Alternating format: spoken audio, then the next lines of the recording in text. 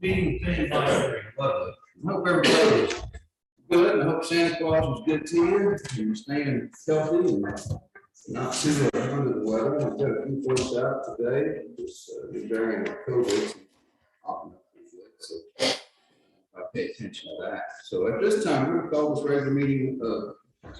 Heads up, leave it, show the whole 9 yards. All right, we're going to call this regular meeting of Hill County Commissioners Court to order today, 28th of December. Let the record reflect this meeting of the Court of Texas Government Code 551, better known as the Texas Code Meetings Act, and that a quorum of commissioners is present established. So as I was saying, we've got some folks out. Tom's joining us by Zoom today. He doesn't have sickness, but he's got a little procedure at the end of the week, and I prefer that we got that done. So we've got some other folks that are going to get tested this morning, some folks that are going to be out for a bit. Looks like I'm going to be the jail magistrate this afternoon, so we're going to learn something we haven't done in a while. So little odds and ends like that. Stay safe out there and try to take care of yourself. Normally we'd have somebody from Hillsborough Faith Ministry join us, but I don't see anybody here today that can do that. Brother Lake, can you lead our invocation this morning? Thank you for this day, and thank you for all the people who have come this morning to observe and help the county do its business. We ask you to be with us as we talk about things and try to get Hill County ready for the future. Be with us as we go through the rest of the day and into the new year. In Jesus' name we pray. Amen. Thank you so much. You follow the pledge to the American and Texas flag. I pledge allegiance to the flag of the United States of America and to the republic for which it stands, one nation, under God, indivisible, with liberty and justice for all. Honor the Texas flag. I pledge allegiance to thee, Texas, one state, under God, one indivisible.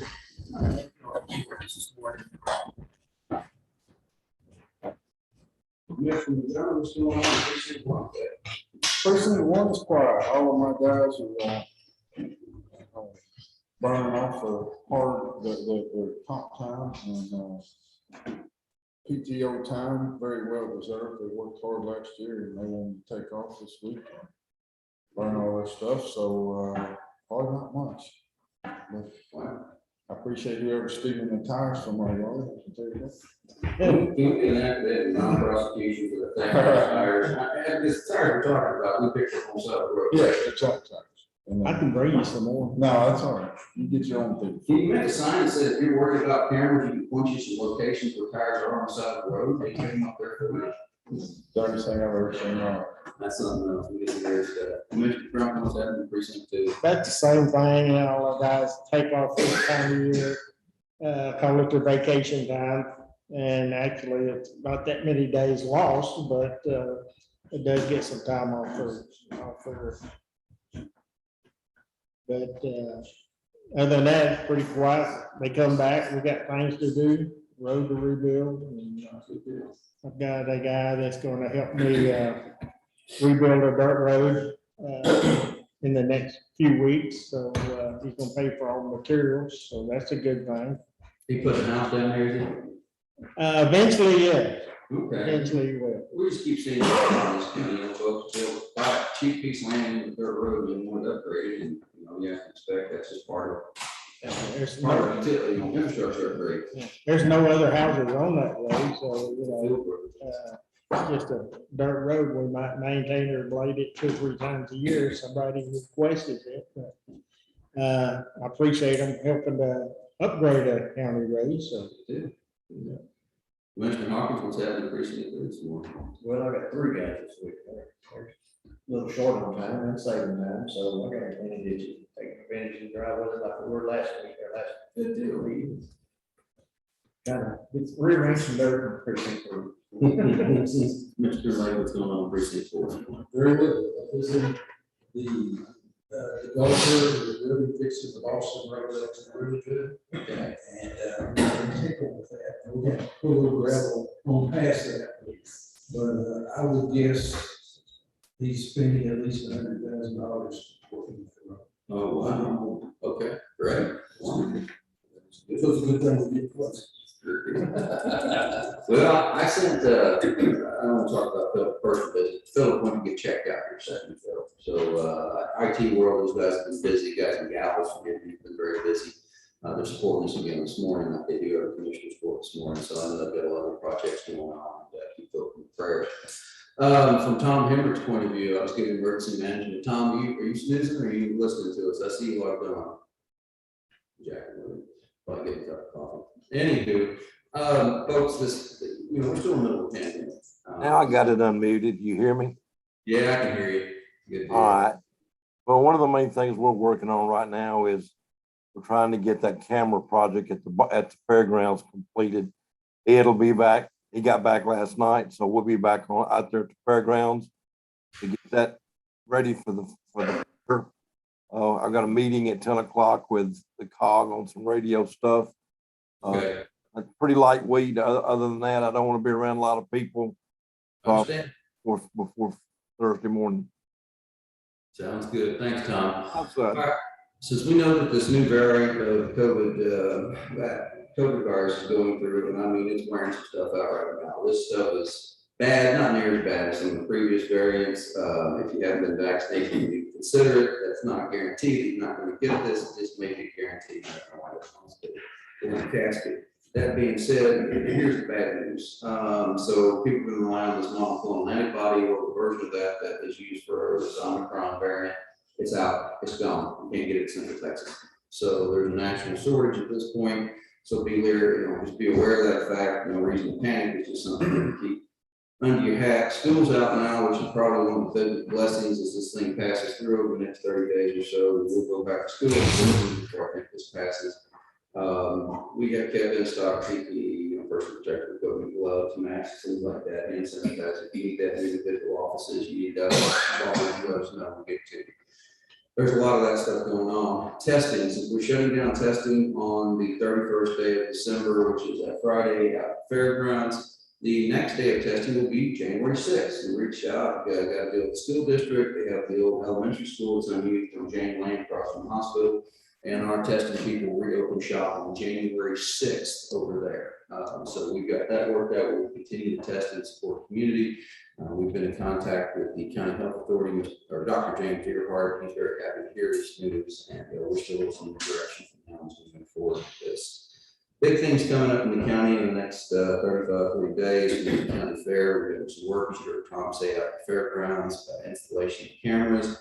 One of those cameras, or two of those cameras, will probably be used live stream this event. That way, people won't see it and don't want to come out there, or would rather stay home. That's good. I think that's a plus.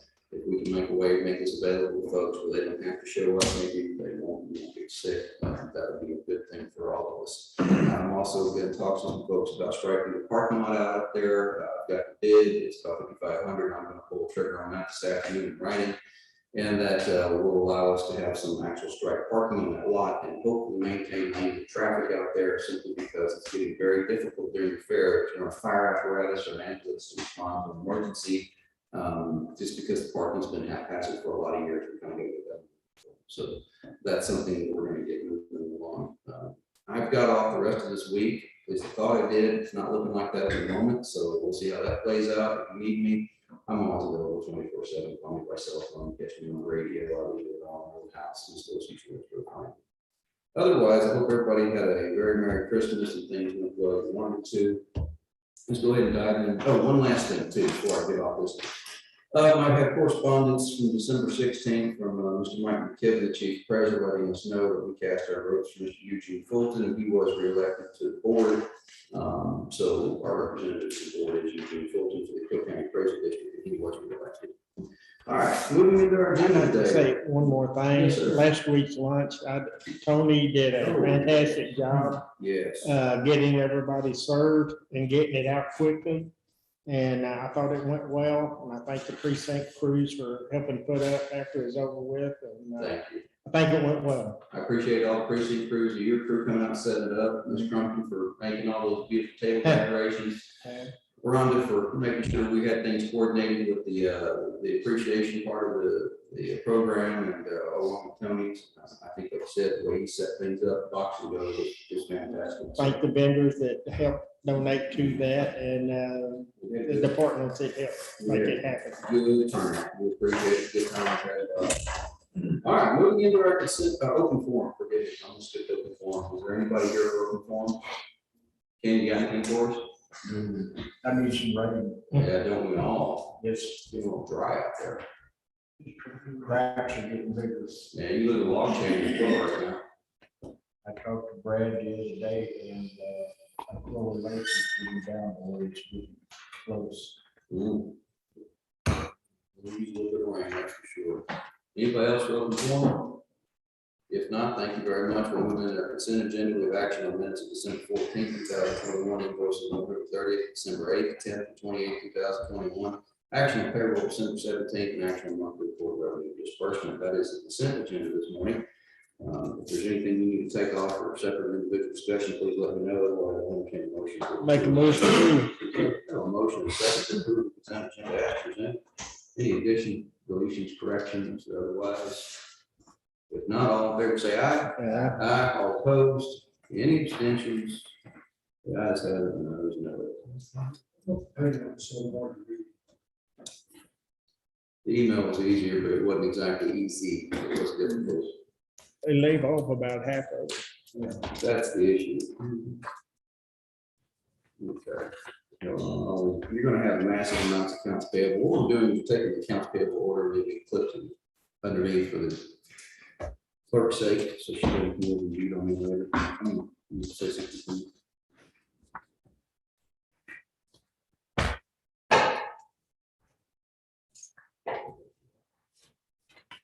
Were there any other invoices after December 10th? I would have thought we would have had some between then and the 28th. Yes, ma'am. There's invoices December 10th and 28th on our agenda. Is that? Yeah, there's more in here, so far, that's. Approved it the last quarter. We did, and so here's the invoices for the 8th, there's the invoices for the 10th, that's the invoices for the 30th, those are 22nd, and you got 28th. 28. Yeah, okay. So the 22nd and the Stick them under the 28th. They're approved. All right. All right, discussion to approve employee wage status changes. Here's what we were talking about on this one, Arvin, how this came out. This is just so narrow that I need readers to see it, and just the format this time got different. I don't know. Weird. On the payroll? Yes, ma'am, on the payroll. Okay. We'll do that. Just I'll give you a heads up. Sorry to Oh, first time I'll say it.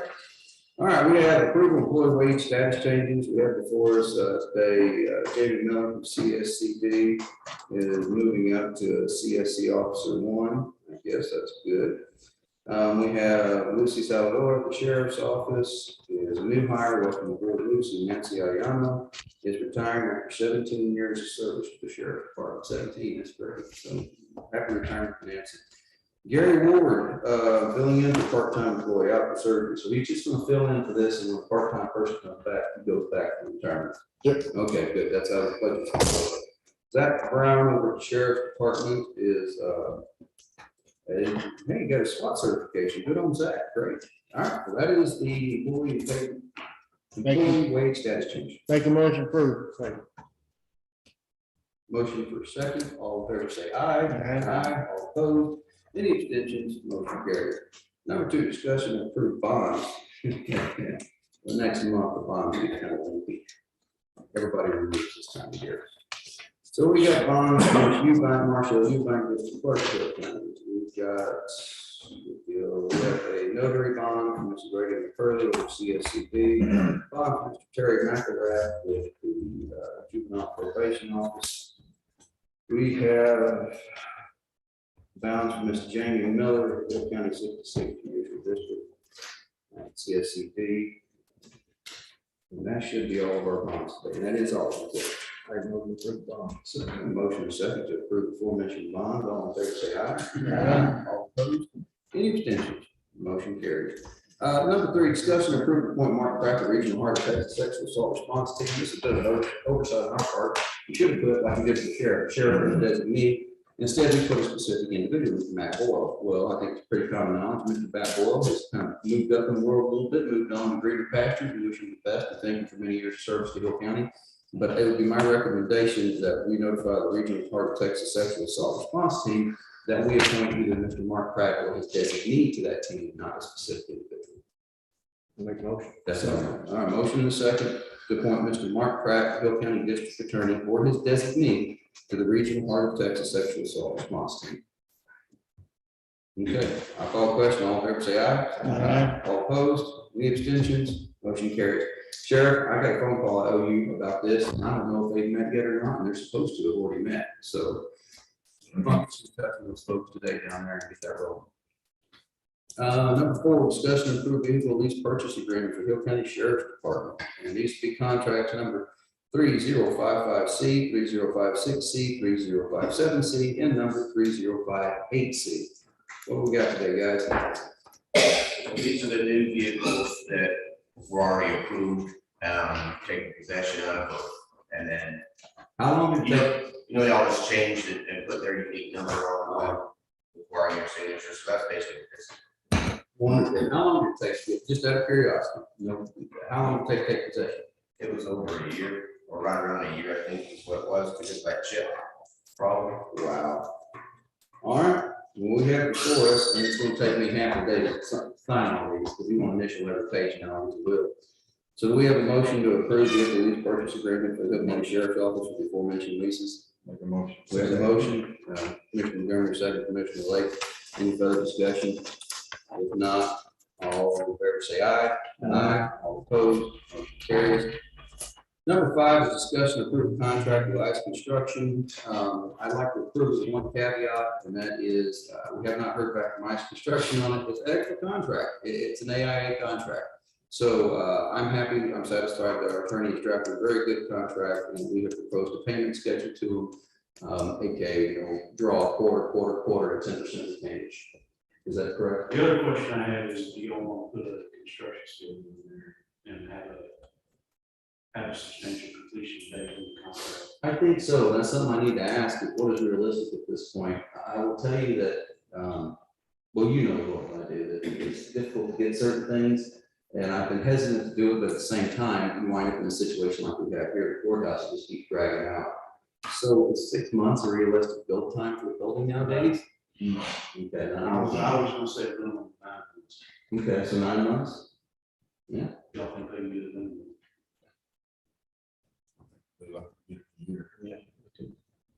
so substantial completion date of November 1st?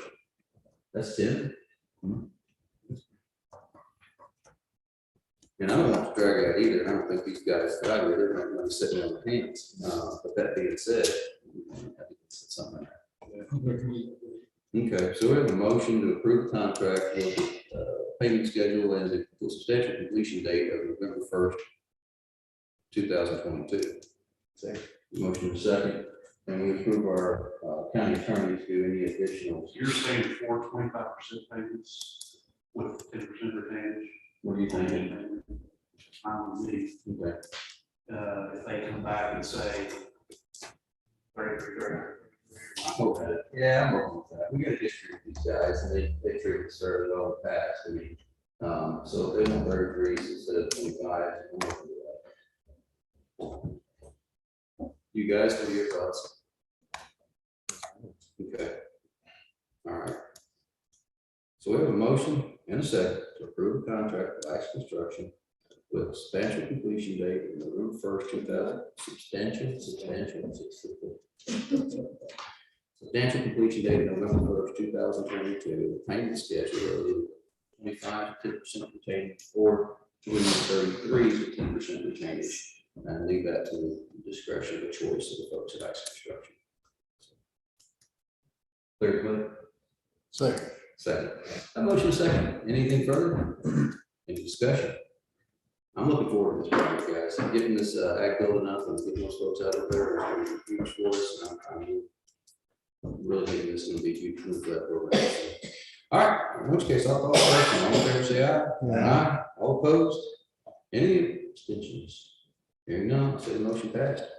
Number 6, discuss interaction and contract between Hood County and McKinstry. I have find folks in McKinstry here. You recall McKinstry are the ones that did the upgrade program around the courthouse. They're on tips, they're on taps, a couple of board programs. And what I called them and asked them to do is look for construction management services, guys. I need construction management. I don't know enough about construction on project size of Covington, much less really, take on the whole thing of the AgriLife building. So we've got substantial amount of money going out the door here for construction, and we need to have a partner that we can trust. So what I did is I reached out to McKinstry, come to the office a couple of times, and they put together a proposal. Gentlemen, you have the floor. This proposal is going to be a bit of a cafeteria plan. Service, we need to Just stand right here. wherever you're standing. Oh, good morning, Commissioners, Judge, good to see you again. I'm Jorge, if you're from McKinstry, and with me today is Kevin Palace. He's going to be heading if you decide to move forward with this, the construction side of things. Just based on the needs that we've identified around the renovation on those both buildings. We wanted to offer our expertise and experience in construction, pre-construction, and decided to kind of move on like a 3-phased approach on this, again, based on the needs that we've identified and discussed with Judge Lewis. So it'll be 3 phases, 3 different contracts. Each one will be up for discussion and approval. First one we've identified is based on the bids, kind of pre-construction services is what we're calling it. And then after that will be the customer representative. So there's the owner's rep. Owner's rep. On the AgriLife to manage the process from start to finish, to kind of take that load off of your shoulders. Correct. Since the AgriLife board we left the bids, we now have a contract with them. The next step is actual construction. So the first step would be the pre-construction services proposal. That's going over and finding any problems now. And mainly that's with Covington Street. There is, AgriLife is in here, and they're going to review that, but Covington Street, guys, we've already found out. No, I'm not trying to bash architects here. Sometimes they say you got to shoot the architect. I can say that, they say that, get the building done. But we've already found out that they spec glass that was 5/8. They don't make 5/8 glass anymore. They forgot to put all the data cables in, so Phil's had to go through that. They found issues with the heating and cooling. We found issues with a lot of little things. And we need somebody that's checking the architect's work, because the last thing I want to do is get a multi-million-dollar project and wind up with $1 million of change orders, because we found that stuff at the end of the day. I would much rather hire pre-construction services to have somebody else go over the entirety of that building. If these are problems that we need to address now ahead of time, so that they're not paying for these cost plus change orders for later date. Then I'll have you report back to you how the project's going. Yes, sir. Or you can have a report back to you guys if you want to. But day to day, probably me, but quarterly or whatever, you guys give an update, or monthly give an update. So that's the pre-construction. That starts tomorrow, today, whenever we sign a contract, if we choose to do so. The next phase is going to be dependent upon the needs of the building itself. Owner's representative, from my understanding of this, and generally jump in and correct me at any moment I'm wrong here, because I had to have a lot of sleep this last week, is that we've been more geared towards the AgriLife building, because we've already gone through and we've picked a bidder. There's only 2, so it's a pretty easy process there. And that would be more day-to-day, making sure that the right materials are brought onto the job site, the right materials are used in that job site, the plans, specifications are followed, that there's not big deviations or any deviations from what we thought was paid for. And then working with the contractor to make sure the job's completed in a timely fashion. The other possible contract is at 3. The third one would be for the Covington Street building, that Covington Street annex. And that one could be a little more detailed, and that'd be a later discussion depending on what we find. But that would be somebody that would actually, that contract would be a hybrid, because they would actually come in and sort the bids for us, go through the bids and say, hey, this is apples, this is oranges, these 2 things aren't. And then make a recommendation for who's the lowest and best bid, not just the lowest bid. So that's the kind of services we're talking there, and that would go forward into on-site day. some responsibility, making sure that the building is taken care of in the way we expect it to be, it's built in the way we expect it to be, the phasing goes correctly, the air conditioning installed in the right place. That's the kind of stuff we're looking for, somebody that can be on site on a regular basis and help us out. So since, we're kind of putting our toe in the water here, the way I've asked them to arrange it is 3 stages. Contractor number 1, if you choose to approve this today, is purely for the pre-construction services. If you're not happy with it after that, you say it's a waste of money, we didn't need this or something, great, we go a different route going forward. But I need somebody to start looking at those plans at Covington Street ASAP. Because what I'm finding, I'm not an architect, I'm not an engineer, I'm not in the construction business. We're already finding some problems there that we need to resolve now and get it out to the bidders so they know what from.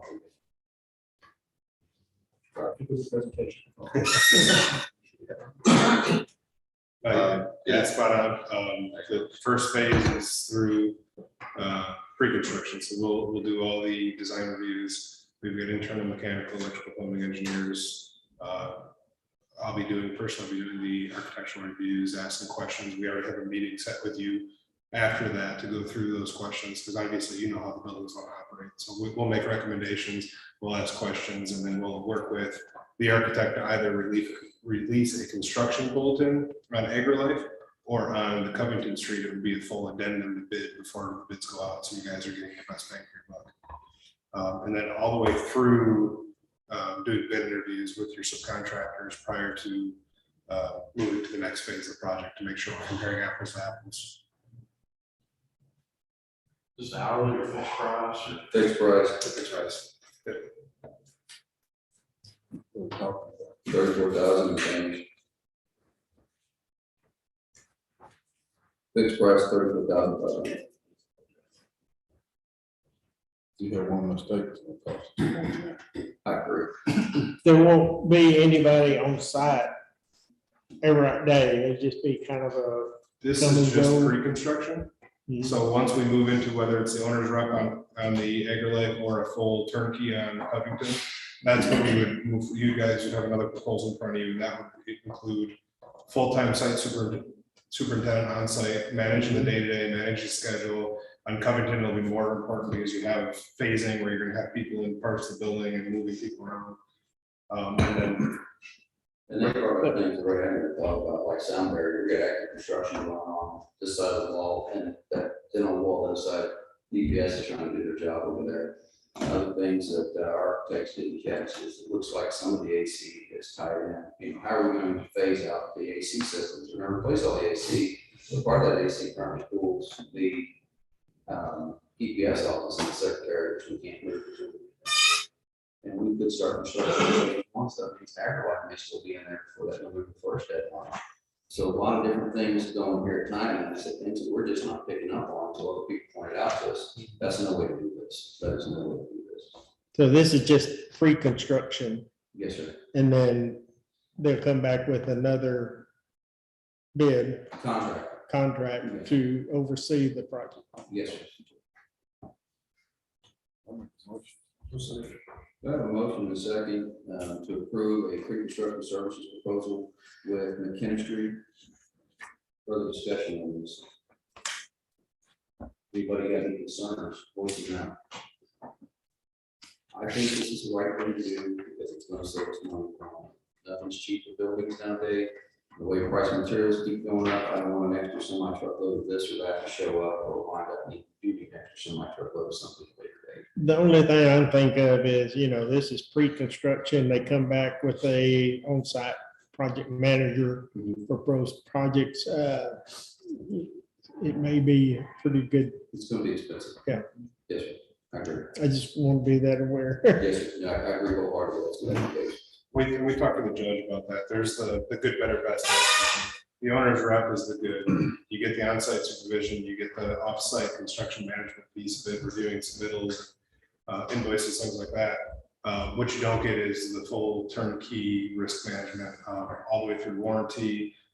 With the Covington, what we're more proposing is a full turnkey where we hold all the subcontracts, we handle all the insurance, all the safety, all the way through warranty, and we cover all the warranty up to 1 year after the project's complete. So it'll be fully responsible for the Yes, results. that's the main thing. That's the main thing. My question is, if we're paying these folks all this to make sure this is all that the architects have done, what we pay the architects for? That's Law, law. we have to. Very well, also we have to, this man, just listen, I like that. Well, I've already heard that before, but. Yeah. I'm just saying, I'm not gonna let them forget. Yeah. But yeah, we're required to have architects, and that's what we're finding is, and then I thought, well, now we just got, So maybe we need to leave these zeros off for our next check, since some things out of our contract. I'm finding this is common, that this is industry standard, if the architect does one thing, everybody else figures out the architect. That seems to be a conversation, not with these guys in particular, but a lot of other folks in construction, is kind of, are we getting the best bang for our buck here, are we hiring these people, if I'm having to pay somebody else to go over the work to make sure it's done? What I'm understanding, that's a bit of an industry standard, unfortunately. Uncommon law. That's, we recommend design build. That way we hire the architect and manage the whole process from start to finish. So you don't have this in the back. So we started this paying the architect Yep. and screwed up, so. No, I don't think you screwed up. Yeah, but like I said, it's not uncommon, somebody has to go check the architect. But if we don't intervene, the ball is rolling. Yeah. It's gonna be disastrous. Gotcha. All right, well, gentlemen, we have a motion and a second. Is there any further discussion on the subject? If not, Honestly, I thought Kester did a nice job in the courthouse, so. the reason, I agree, the reason I called it back, it's the one contractor that's left this courthouse in the last 15 years I've been here, that I was happy. I was not happy to see it go, but happy with the project complete. Their follow through on this, anytime that Blue's had a problem, he takes the phone and calls Bob. I don't get a bill for that phone call. I just get the problem fixed immediately. Right. Any issues that I've had with any of the equipment at the jail, we came back, got that fixed. I mean, they followed through on the warranty. I knew they were gonna be there. That's the reason I reached out to them. No other reason. I have no contacts in these folks outside of that. It's just a matter of we need somebody we can trust to do the construction services, and they offer that program. So. I quote you on that. Yeah, I can't say Judge Wilson, that's not, those things, these things. So, anyway, I'll call the question this time. All in favor, say aye. Aye. All opposed, any abstention, motion carries. Catch me by email for the rest of the week. I'll be in the office till the end of the day today. We're gonna take them off Wednesday, Thursday, Friday this week. I have to. Anybody else does, I'm fine. I'm not telling you. I don't mind if it's you, but there's other people that I find. So. I'll send it over signed today. Sounds great. Good. Thank you, Jim. Appreciate you being with us tomorrow. Happy New Year. All right, next is discussion request to accept a vehicle traded out for the Hill County Sheriff's Office. Man, what kind of quality vehicle do we have going on here, Chief? Well, if you remember, I think it's back in 19, we entered into, you guys approved these purchase on our squad cars. These are 17 models. These are ones we'd already purchased. These are going to be our first trade-in, and the premise behind the lease all along was to trade some of these vehicles in, equipped. They repurpose them to go and sell them to law enforcement agencies after they do some refurb on them. So they've offered us $16,000 per on both of these units. That money would then go back into, we're asking that money go back into our capital lease to help offset the payments that we have to make on our vehicles that we're currently leasing. So that's been the plan all along. Do we keep the radios out of the vehicles? No, we keep the radios. Okay, that's one thing I've got to use. Yeah, the radios, and The cameras. the cameras is their Axon cameras. Correct. If they're So we all, want they're to all have free radios radios. and cameras, we just move to the next view. Yeah, exactly. I don't have a problem with it. Yes, ma'am. Question, Judge. I apologize, I just got to review this morning, that we're not really trading these in on other vehicles, they're not reflected in this financing, so we're in effect selling them. So I don't know, I would just say if we could table it to the next meeting, and I don't know if it's appropriate for them to, we're selling them to them, but they looked over the bid process and provided us the amount. I don't know. I just don't think it's worded correctly. I don't think we're truly trading them in. I think we're selling them back to them. Okay, yes, ma'am, so. American National Leasing went out and did bids on these vehicles, and Caldwell was the highest bidder. So since American National Leasing is who we're doing the financing through, they're the ones that went out for the bids. This was the highest bid through Caldwell Chevrolet. They just happen to be the people that we got our offers from. So there was a bid process, and there was an option to take the $32,000 and apply it to the down payments on the vehicles that we're about to get, or they could cut us a check. And since during budget, there was some questions about us seeing the money come back, so I asked them to just go ahead and do the check to us so that we could apply it either to payments or to the down payment by putting it in the capital lease line item. That way we could actually see the money come back, which was what was asked in the budget workshop. Well, this is worded wrong. Yeah. No, I got you. I don't know that we take action because the wording we've got is accept trade-ins. Well, it's not really a trade-in. I want to see you be able to do this. Don't get me wrong. I think you're making good and efficient use of time and trouble, but I have to do things within the scope of 262 of the local government code, which is how we do selling and purchasing, or 262 actually purchasing. But at the end of the day, I don't know that we're going to be able to take action on this particular item because it's not really a trade-in. That's what we've got on our agenda, is to accept a trade-in, not go out for bids. That's my opinion. If I'm wrong, Tim. So you're in declaring surplus and then passing bids. That's what I think we have to do with the code. If we've already got the bids from them, can we just reword this and then present the bids, those 3 bids? We didn't advertise for the bids. I see, okay. That's the issue, is we're required to have that. So if they're trading them in. Yeah, if they're getting a return, there's no section of the code that covers that, you can do that, no problem, it just flips the cars. Okay. But since we're not really, I mean, if it was on here that, hey, these 2 vehicles were going to American National for the offset cost of these 2 contracts, I think that gets you where you're going. Okay, it's just semantics is what it is, but it's very important semantics. We could change it. That's what they originally were wanting to write it up as, but because there was a question during the budget workshop, if we were actually going to see the money come back, I had to do it this way. Well, as for, I'm good with the money going back to you guys, like I said previously, I'm good with you guys trading in. All I'm saying is, I can't take action on a trade-in today, because the agenda says discussion or action on trade-in offer, and it's not really a trade-in offer the way it's worded in front of us, it's a sell offer. It's not that, hey, I don't like the idea, it's, I literally cannot legally take action on this the way it's worded. So can we reword it and put the 32,000 as a trade, the original? Yeah, if you're gonna have to go through this contract. Of the vehicles that are coming in. Wouldn't that work if they put it against like contract 305C, 305B or something like that? If you get new vehicles coming in and use this money, American National did it, what they do with vehicles, their business. Just amend the agreements that we approved to include the trade. When we originally purchased from Caldwell, is that what you're saying? They were originally purchased from Caldwell. Yeah. Yeah, I think we bought it from Caldwell. Caldwell's Same the cheapest contract, one. yeah. We do better fleet service. What model are the trade-ins? I'm sorry, What model are the trade-ins? they're 2017. 17? Yes, sir. Well, they're all nearly half of what. So we have 2 2022s coming in from them, so we can apply this amount towards the down payment, we can reword it that way. So then it would truly be a trade. But the original contract would have to specify that with the trading, it has to say trading. Right. It would be in violation. These are the future ones that are already. Am I wrong? I'm okay with that. I mean, if the 2 future vehicles that are coming in, we're saying, hey, we're gonna use these 2 as a down payment for trading, we still have to reword it, because this has, but I don't see a holdup in doing that. I wanna run that customer council to get time to research that question. But off the top of my head, that seems like a trade to me.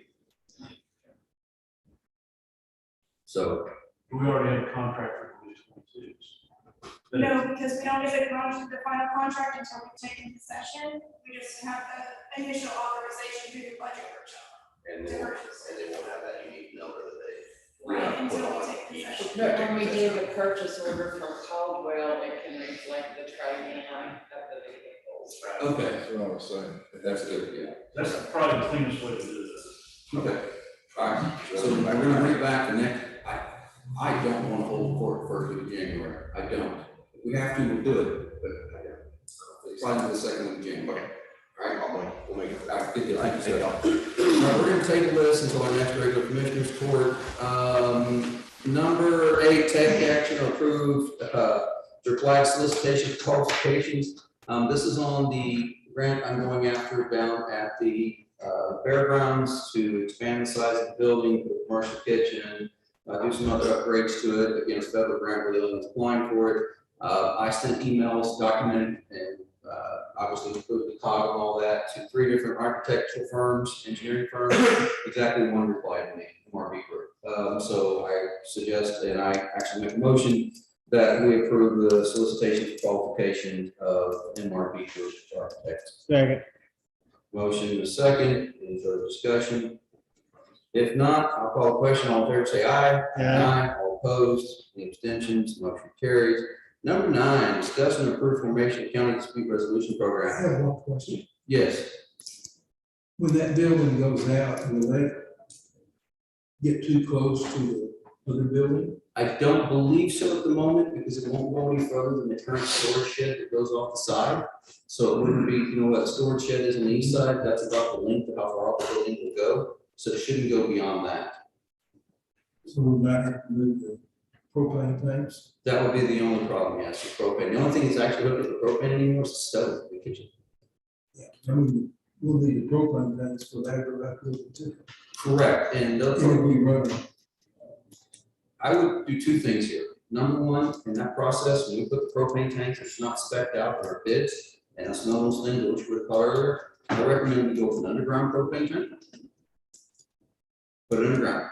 Number 2, that propane tank we got, it's been in the ground since 85 or 86. I haven't dug up the pipe to see what condition it's in, but the soil has a tendency to eat anything metal that you put in it. So, yeah, we're gonna put the propane tank. And if we're gonna run a generator, also we need a pretty good sized tank. That's agreed. That's all a bunch of speculation on my part till the federal government goes, yes, you have your grant. So I don't want to spend any money until I know where we're headed on that. So, but thank you for questions. Those are both really good questions, and thanks for bringing it up. So discussion action to approve formation of county dispute resolution program. Our district clerk has been tasked by the county, the district judge to help us spend some money that we're collecting that we don't have any other way of spending in-house. And she sent me a pretty neat document the day before Christmas, which, wow. A lot of reading there. Your thoughts on it? The new legislation, SB 41, changes civil fees comprehensively.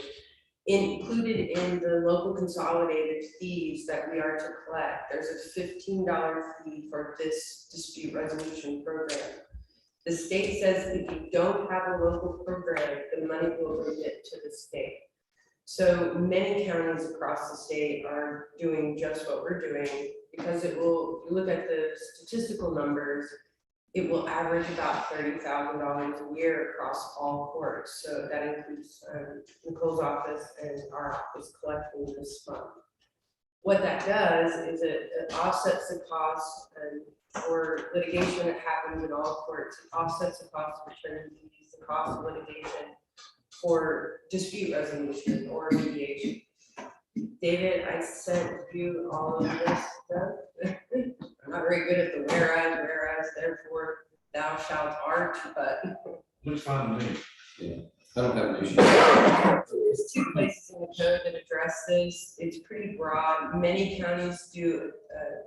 If you have filed a lawsuit in a court in your county, and you'd rather do mediation, then we can forward these folks to that program. This fund will pay those volunteer mediators, and that's to the discretion of the judge who's making the appointment to the program. There's other counties that are also allowing folks to completely avoid filing litigation with the courts and going straight to mediation. Both Judge Crane and Judge Harris were reluctant to start that. I'm very much myself, and guys, this is talking to an attorney that's actually gone through mediation training, and I have several hundred hours of mediation as a mediator under my belt.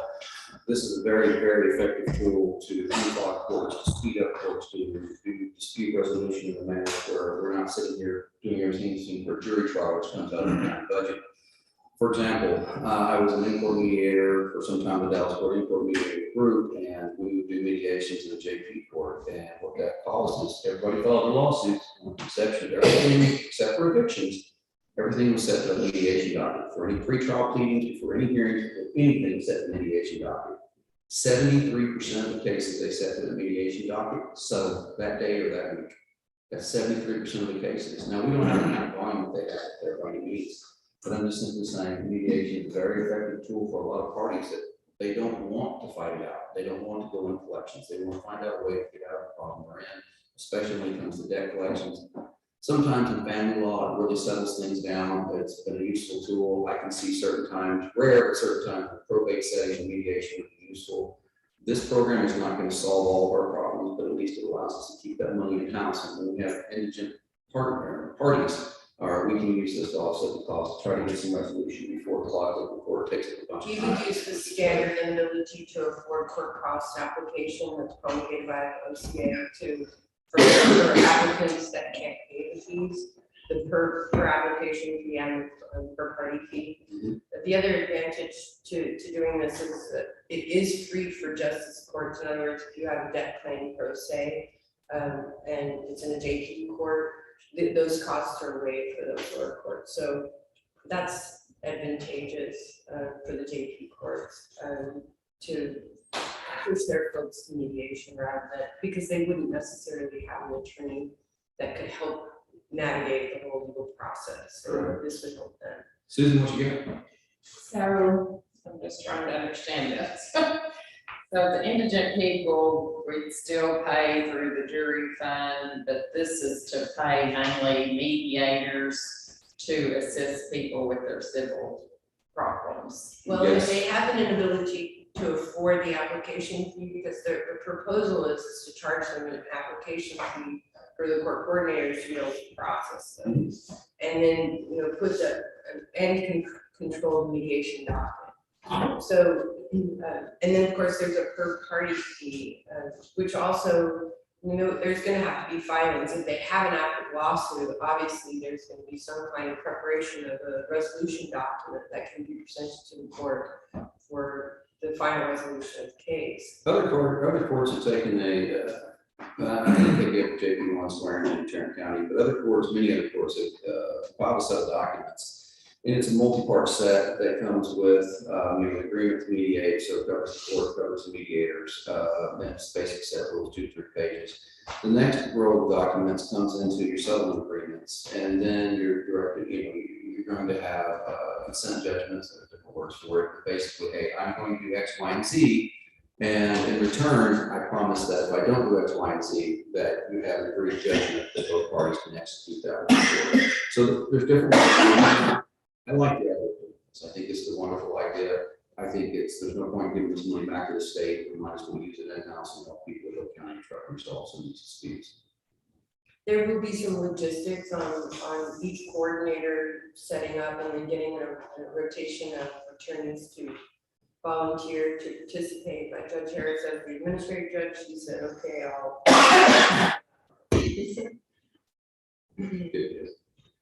Questions? If we're gonna collect this fee, we have to have this in place. correct? Absolutely. Yes.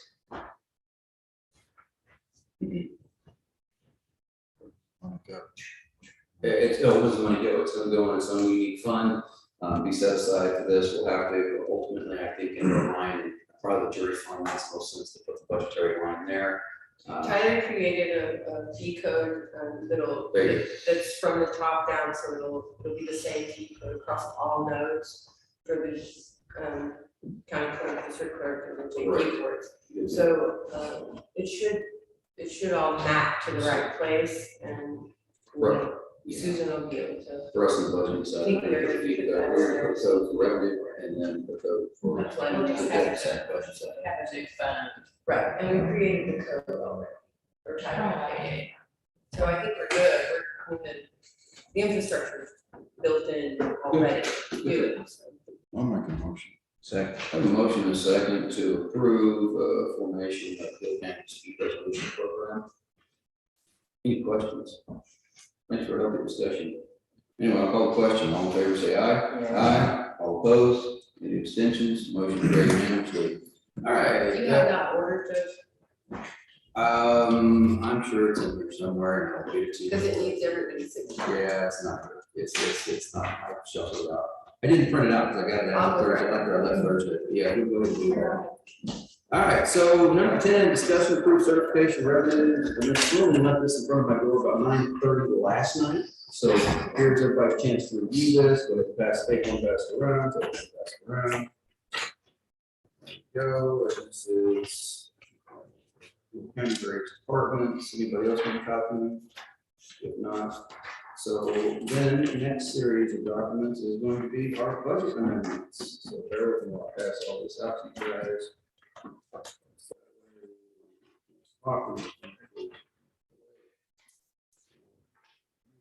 So let's start off with our certification of revenues. We have before certification revenue, number one, which is various departments, tax, insurance, and miscellaneous income, amount $25,592. Also previously unanticipated, and these are for collision damages on county vehicles. In addition, we can receive, so that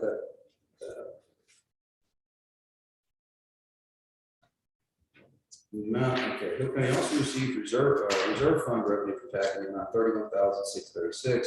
In addition, Hill County received $16,600 from excess proceeds on tax sales and revenues increased for budget anticipated. All right. Next, and then we have the grant revenue on body in-car body cameras. So Hill County received $10,924 from the SO body and car camera grant for FY 2021. The next certification revenue is American Rescue Plan grant. We've received $3,559,319 today, which not been previously budgeted or anticipated from the ARP, the Joe Biden funds, as we call them. Thank you, man, I appreciate that. Sign that. Then we have FEMA grant proceeds in $61,551 for Hill County General Road and Bridge, which that's additional revenue approved in FY 2021 and not previously budgeted or anticipated. Next, we have Road and Bridge Precinct 1 FEMA grants, a minor $660,875. FEMA Road and Bridge 2 has FEMA grant proceeds in the amount of $14,295. Road and Bridge 3, it has the TxDOT CTIF grant, that's for that bridge, and that's an amount of $140,218.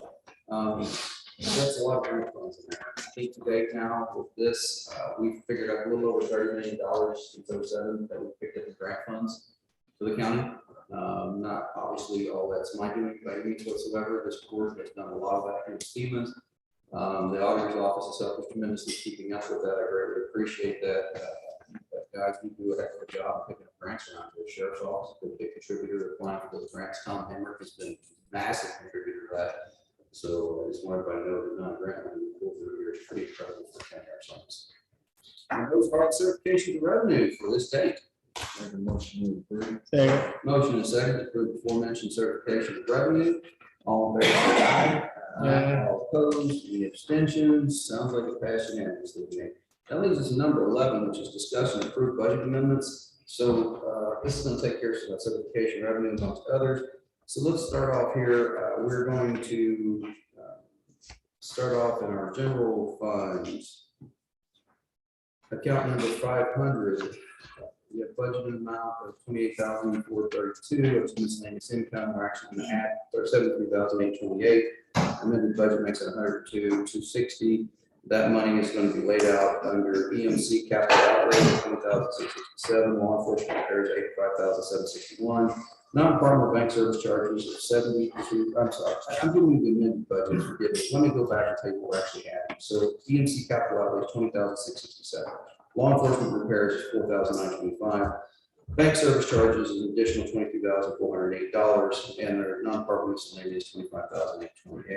That's the first budget amendment. The second budget amendment is going to come in fund description 100-360-303. And so this is going to be $10,924. We're going to add that in the sheriff's office 11-321-4 line to cover the cost of the body and car cameras. The next budget amendment we have before us is going to be grant revenue. Again, it's going to be that $3,509,819, which is approximately one half of the ARP funds we're going to receive. It's going to be allocated. A portion of those funds we've already approved to pay for $45,300. into software maintenance, and the other is going to go into capital outlay, which is $3,514,019. Our next is going to be the 200-36303 fund as well, which is grant revenue, and that's amount 61,551. That's going to go up to contract services on Middle Road and Bridge, and the same amount that was going in. On Road and Bridge 1, we're going to put that in 36303 in grant revenue line for that particular road and bridge fund. At 660,075, it all goes into construction materials, which is the 7101-3115 line.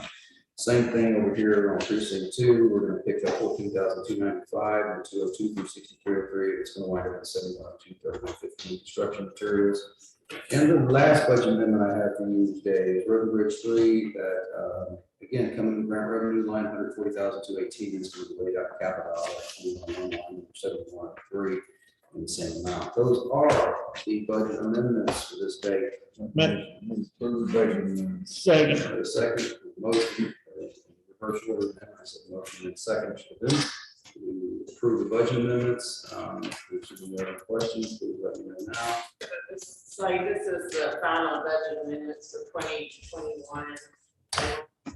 Shouldn't have any effect on your current 22 budget, but they're just to get us kind of short up to where we look better for our financials. Expenses that we have expended that we're pending, waiting on the pending funds from that will be purchased receivable. Good. And we'll start the 2022 ones next year. I use most of the grants this time, most of the budget amendments are just to take advantage of the grant funds you guys want to work with, and some insurance proceeds as well. All right, number 12, discuss and approve for Hill County Commissioner Precinct 2 to accept a donation of $30,000 from Mr. Robert Reiner for Hill County Road 2302. That's the road I was talking about earlier. It's just a field road right It's a now. field road. It's approximately 9/10 long. And they're gonna furnish the material, money for the materials. And we're gonna rebuild that field road. Wonderful. All right, so what we have, I guess, is a motion then? I make a motion to accept. Motion is second to approve donation on $30,000 for Reiner for Hill County Road 2302 to rebuild that road. Note that this is going to be an order that goes with it that also complies with that's for the donation, which will release a waiver of liability for Mr. Reiner, and we'll get that out to next week. We got a second. All right, anything else? If not, all in favor say aye. Aye. All opposed, any abstentions, motion shall carry. Make a motion to adjourn, I guess. A motion, is there a second? Stand adjourned. Thank you for your attention. Everybody have a happy new year. Commissioners don't leave if you've signed the last documents going around. Thank you, Mr. Sheriff, for all the safe. I guess I may be down there. Okay.